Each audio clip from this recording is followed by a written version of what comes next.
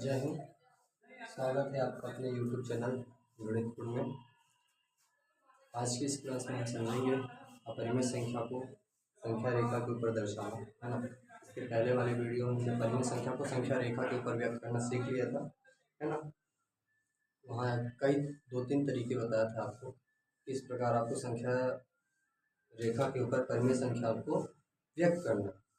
इस वीडियो में हम समझेंगे अपरिमेय संख्या को संख्या रेखा के ऊपर कैसे दर्शाना है ना। तो वीडियो में बने रहिएगा, लास्ट तक जरूर देखिएगा, इसकी जरूर रख लीजिएगा क्योंकि बहुत सारे इंपॉर्टेंट पॉइंट्स होते हैं जो छूट जाते हैं, है ना। तो चलिए स्टार्ट करते हैं आज की इस क्लास को।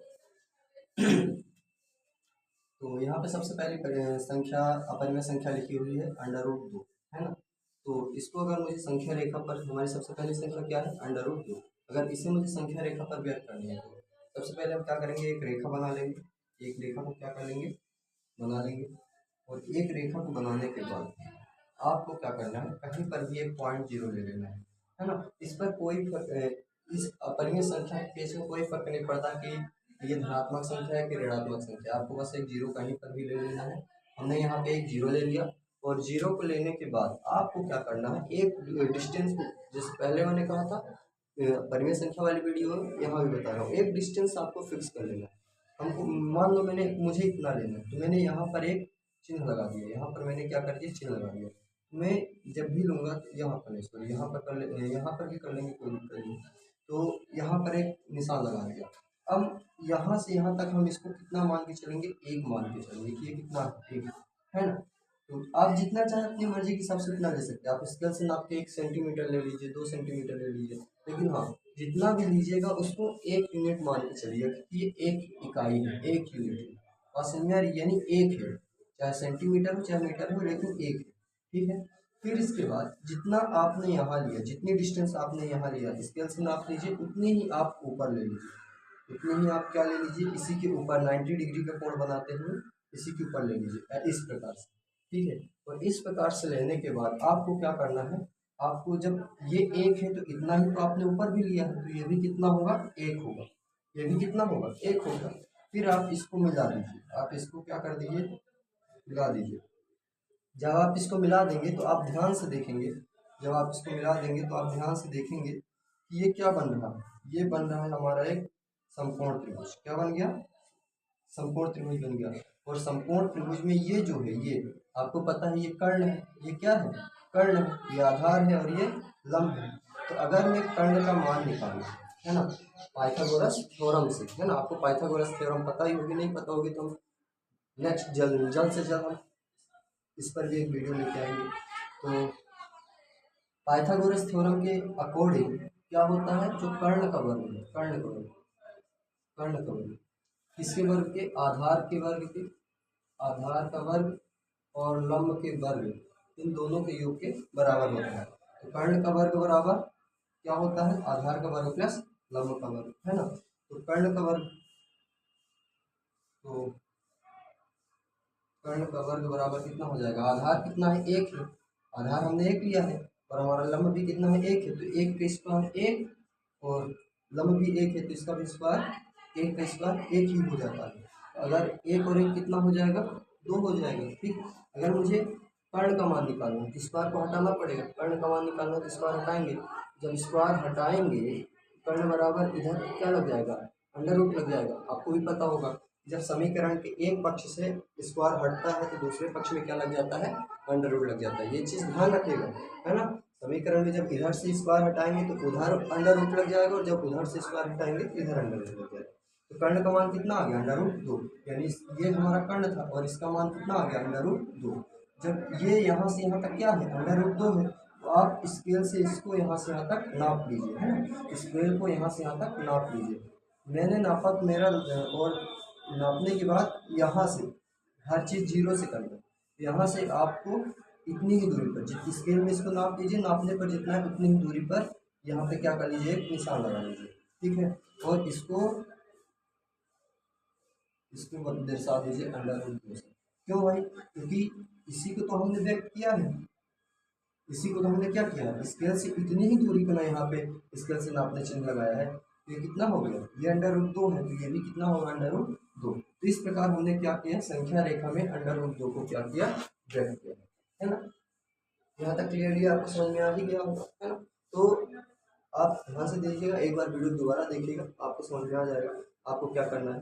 हम तीसरी संख्या, अगली संख्या लेकर हम इसको और अच्छे से समझते हैं, है ना। अगली संख्या ले लीजिए, इसको नोट कर लीजिए, नोट कर लिया होगा। अब हम समझते हैं, अगर अब हमें क्या दिखाना हो, अंडर रूट 3 को दिखाना, तो हम चाहे तो यहीं से कर सकते हैं, लेकिन हमें क्या करना पड़ेगा, इसे इरेज करना पड़ेगा। देखते हैं,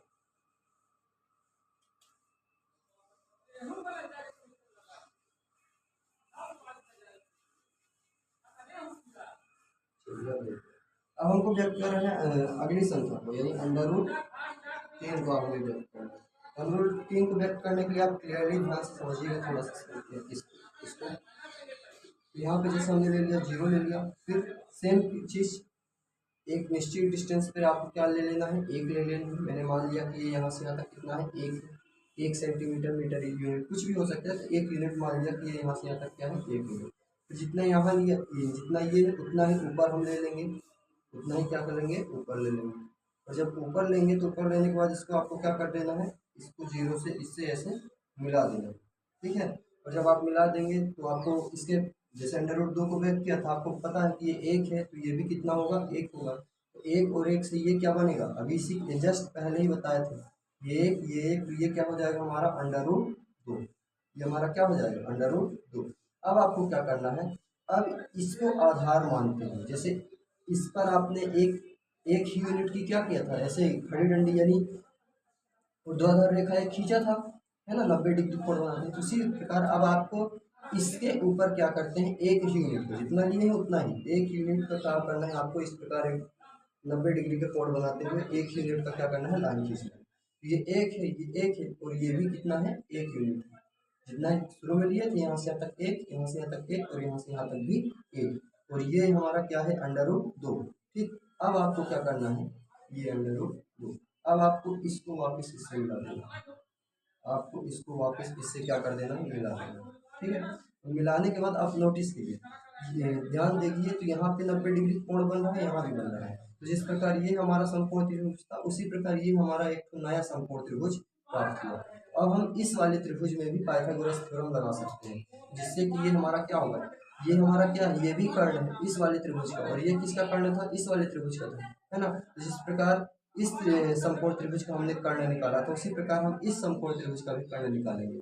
कर्ण बराबर क्या हो जाता है, कर्ण बराबर आपको पता है, कर्ण बराबर होता है अंडर रूट आधार का वर्ग प्लस लंब का वर्ग, लंब का वर्ग। तो कर्ण बराबर कितना हो जाएगा, कर्ण बराबर हो जाएगा अंडर रूट आधार का वर्ग, मतलब कितना है, अब देखो इस त्रिभुज के लिए, इस समकोण त्रिभुज के लिए आधार क्या है, ये है ना, तो इसका मान अंडर रूट 2 है। तो आधार का वर्ग यानी अंडर रूट 2 का वर्ग प्लस लंब का वर्ग कितना है, लंब कितना है, 1 है, 1 का वर्ग। फिर आगे देखते हैं, तो कर्ण बराबर कितना हो जाएगा, कर्ण बराबर हो जाएगा हमारा अंडर रूट, आपको भी पता है जब अंडर रूट का स्क्वायर करते हैं तो स्क्वायर से अंडर रूट कट जाता है, तो कितना आएगा, 2 आएगा, प्लस 1 का स्क्वायर 1 आ जाएगा, तो 2 और 1 कितना हो गया, 3 हो गया, यानी अंडर रूट 3 हो गया। कर्ण का मान कितना आया, अंडर रूट 3, यानी कि ये क्या है, ये है हमारा अंडर रूट 3। बात समझ में आ रही, तो बस इसको हम क्या कर लेंगे, तो सेम उसी प्रकार जैसे इसको यहाँ से यहाँ तक नाप लेंगे, स्केल में कितना है, फिर स्केल से उतनी ही दूरी पर यहाँ पे चिन्ह लगा लेते हैं। जैसे यहाँ पे अगर चिन्ह लगाएंगे तो ये क्या है हमारा, ये अंडर रूट 2 है, ये क्या है, अंडर रूट 2। उसी प्रकार स्केल से यहाँ तक की दूरी नाप लेंगे और स्केल से क्या कर देंगे, चिन्ह लगा देंगे, तो ये लगभग कितना आएगा, इसको यहाँ से नापेंगे और फिर इधर नापेंगे तो लगभग कितना आएगा, ये हमारा क्या हो जाता है, ये हमारा हो जाएगा ये अंडर रूट 3, यानी यहाँ से यहाँ तक की दूरी क्या है हमारी, अंडर रूट 2 है, और यहाँ से यहाँ तक की दूरी क्या है, अंडर रूट 3, यानी यहाँ अंडर रूट 2 है तो यहाँ अंडर रूट 3 है, यहाँ क्या है, अंडर रूट 3। हमने क्या किया, इस प्रकार हमने अंडर रूट 2 को क्या किया, संख्या रेखा के ऊपर व्यक्त किया, अंडर रूट 3 को संख्या रेखा के ऊपर व्यक्त किया। इसी प्रकार आप अंडर रूट 5 को भी, अंडर रूट 7 को भी संख्या रेखा के ऊपर व्यक्त कर सकते हैं। इसको नोट कर लीजिए, और अंडर रूट 3 और इसके बाद अंडर रूट 5 और अंडर रूट 7 ये आपके लिए होमवर्क है ना। तो इन दोनों की आप प्रैक्टिस जरूर कीजिएगा, ये एग्जाम में 100% क्वेश्चन पूछा जाता है, इसलिए ढंग से समझिएगा। ना समझ में आया आपको तो वीडियो को जरूर दोबारा देखिएगा, है ना, क्लियरली आपको समझ में आ जाएगा। ठीक है, थैंक यू। और वीडियो को लाइक, शेयर और इसके बाद चैनल को सब्सक्राइब और बेल आइकन प्रेस जरूर कर लीजिएगा। Thank you.